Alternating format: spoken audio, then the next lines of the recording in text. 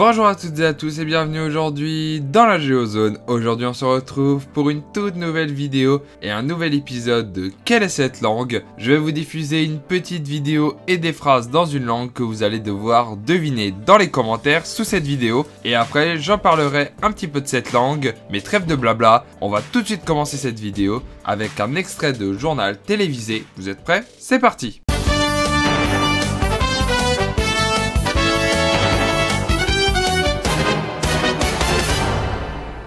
歡迎收睇6點鐘新聞，我係李卓敏，我係陳婉容。先睇下今日嘅新聞重點。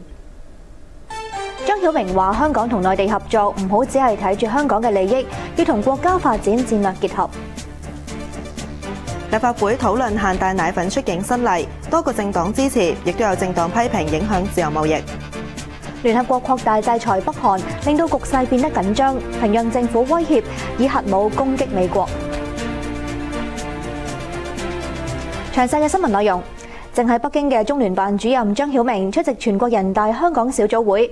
張曉明話啦，香港要提高抗風險能力，最有效嘅咧就係加強同內地經濟聯繫同埋合作。Voilà, l'extrait vient de toucher à sa fin, vous pouvez toujours le revoir si vous le souhaitez, le réécouter depuis le début. Mais maintenant passons à des phrases dans cette langue que je ne prononcerai pas, toujours histoire de ne pas être ridicule. Bonjour, joyeux anniversaire, merci, félicitations, au revoir.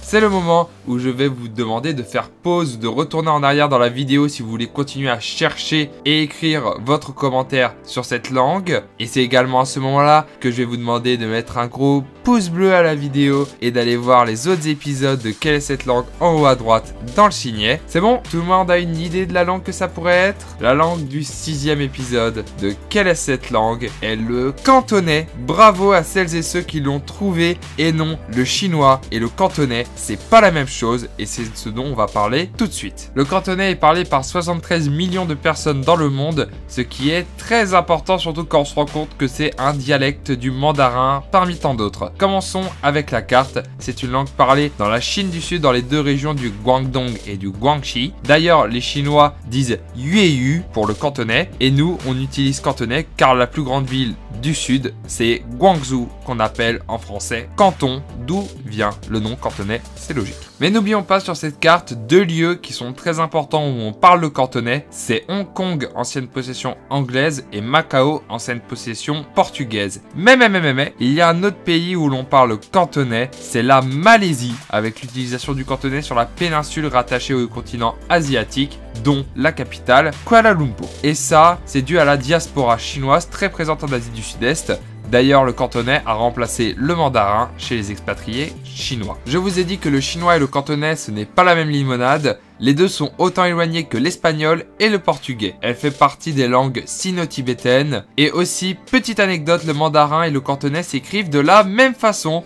Donc, ça a pu duper quelques personnes qui parlent chinois avec les phrases. La seule différence, c'est l'oral et là, tout se complique. Par exemple, le chinois pour dire bonjour, il dit ni hao. Le cantonais, il dit nei hu. Ou encore, pour dire merci en chinois, tu dis xie xie. En cantonais, tu dis do xie. C'est totalement différent. Par exemple, on va compter de 1 à 10 en chinois et en cantonais. En chinois, i ar san se wu liu chi ba chiu she. En cantonais, yed yi xiam xie ng lug xied bad jio xieb. Je parle chinois mais pas cantonais et on remarque tout de suite que c'est absolument pas la même chose. Et ce qui rend le tout encore plus compliqué, c'est qu'il y a 6 tons différents alors que le chinois simple n'en a que 4. Et ça, si vous voulez aller plus loin, vous pouvez aller voir la vidéo du rire jaune sur le chinois qui apparaît en haut à droite en signé. Je pense que vous le savez, mais la Chine est composée de beaucoup de langues différentes, dont le cantonais. Sauf qu'à partir de 49, jusqu'à nos jours, les communistes gèrent la Chine et ils veulent uniformiser le pays. Un exemple d'uniformisation,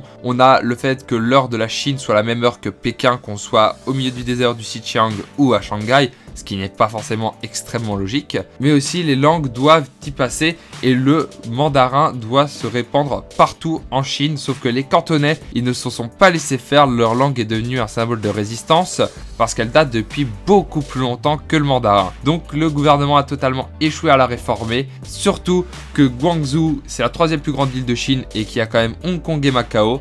Je rappelle que c'est également extrêmement complexe d'uniformaliser une langue sur plus d'1 milliard de personnes et d'en supprimer une autre. En français, on utilise des mots cantonais comme wok ou mahjong par exemple. Voilà, cette vidéo touche à sa fin, j'espère qu'elle vous aura plu, que vous avez appris des choses sur le cantonais. N'hésitez pas à me dire ce que vous en avez pensé en commentaire, de mettre un petit pouce bleu et d'aller faire un petit don sur Utip. Moi je vous laisse, à la prochaine dans la Géozone, ciao.